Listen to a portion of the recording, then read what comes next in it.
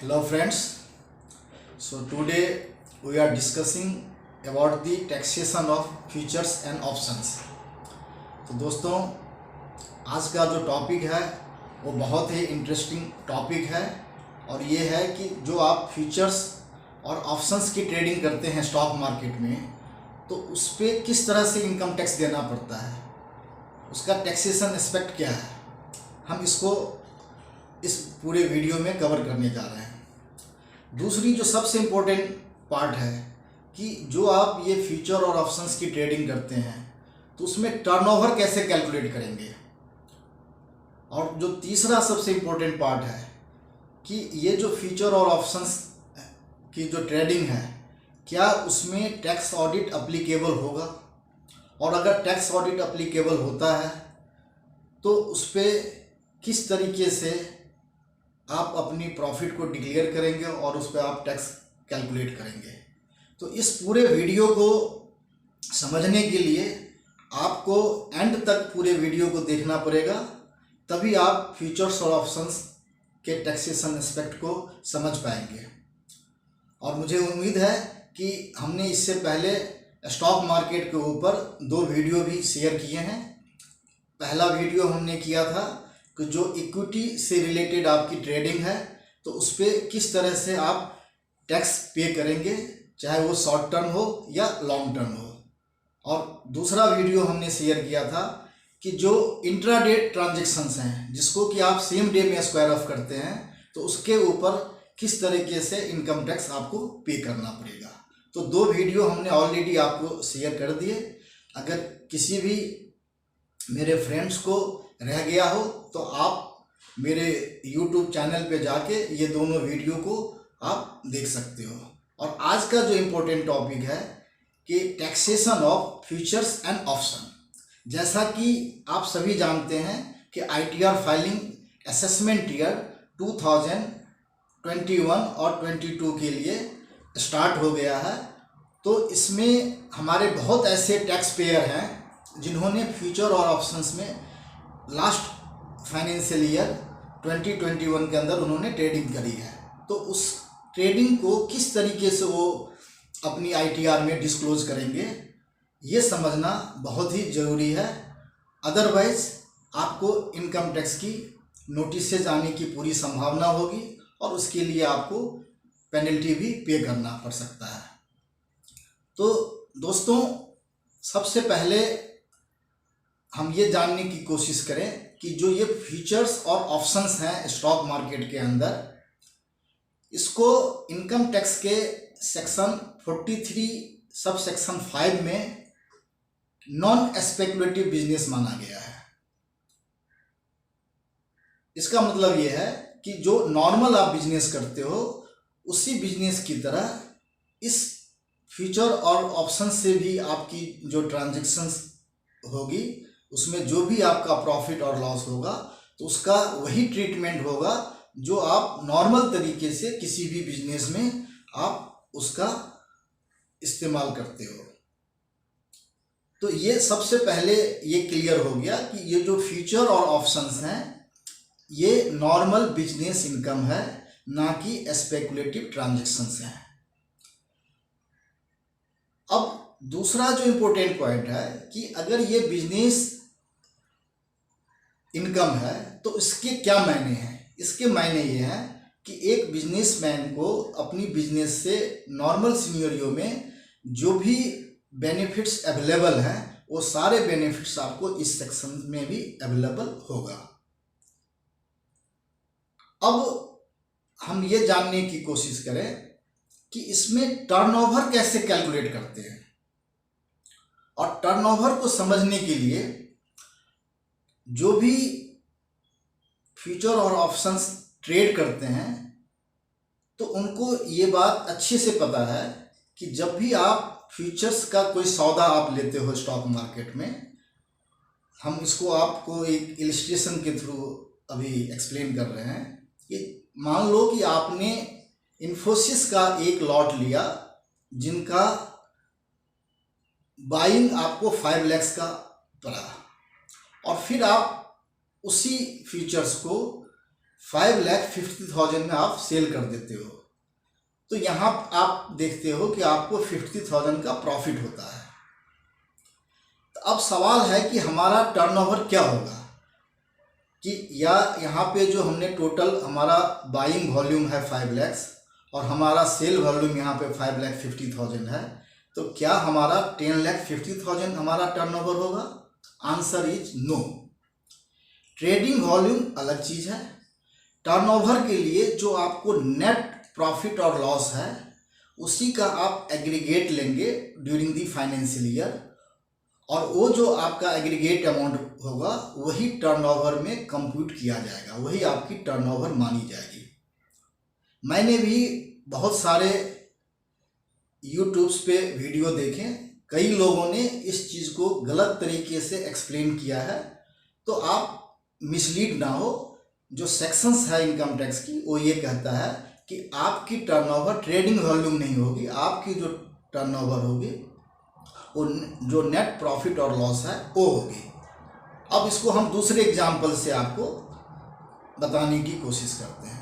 तो यहाँ पे आपने देखा कि इन्फोसिस के लॉट में आपको 50,000 का प्रॉफिट आया। अब एक दूसरा एग्जाम्पल लेते हैं कि आपने एक टाटा मोटर्स की एक लॉट परचेज किया, उसकी एक लॉट मान लो आपका 4 लाख का आया और आपने वो लॉट 3,90,000 में सेल कर दिया। तो यहाँ पे आप देखते हैं कि in absolute terms there is a loss of 10,000, और इन दोनों ट्रांजैक्शंस को देखें, इन्फोसिस और टाटा मोटर को, तो इन एब्सोल्यूट टर्म्स आपका नेट प्रॉफिट 40,000 है।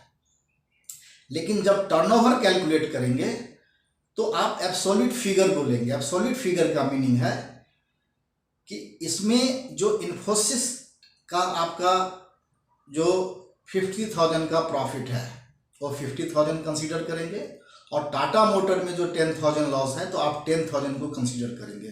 तो 50 और 10,000 को आप अगर ऐड करेंगे तो आपका 60,000 बनता है। तो यहाँ पे आपका जो टर्नओवर होगा फ्यूचर से वो 60,000 हुआ, और आपकी जो प्रॉफिट आई है नेट वो 40,000 आ गया। तो ये तो रही आप फ्यूचर्स की बात। जहाँ ऑप्शंस हैं तो ऑप्शंस में हमेशा एक प्रीमियम गेन होता है, तो जो भी प्रीमियम नेट गेन होगा वही आपकी टर्नओवर में ऐड होगा। और अगर आपका ऑप्शंस के अंदर रिवर्स ट्रेडिंग है तो उसमें जो आपका प्रॉफिट और लॉस होगा वो एब्सोल्यूट टर्म में वही ऐड होगा। तो इस तरीके से आप फाइनेंशियल ईयर में जितनी भी आपने ट्रेड एग्जीक्यूट करी है फ्यूचर्स के अंदर और ऑप्शंस के अंदर, वो सारी ट्रेड्स का जो प्रॉफिट और लॉस है उसके फिगर्स को आप एग्रीगेट कर लें। वो एग्रीगेट करने से आपको एक टर्नओवर की फिगर मिल जाएगा, और इसके लिए आपको ज़्यादा परेशान होने की ज़रूरत नहीं है। जिस भी स्टॉक ब्रोकर के थ्रू आप फ्यूचर और ऑप्शंस की ट्रेड एग्जीक्यूट करते हैं वो स्टॉक ब्रोकर आपको ईयर एंड पे फ्यूचर और ऑप्शंस का एक एनुअल समरी भी आपको प्रोवाइड कराएगा।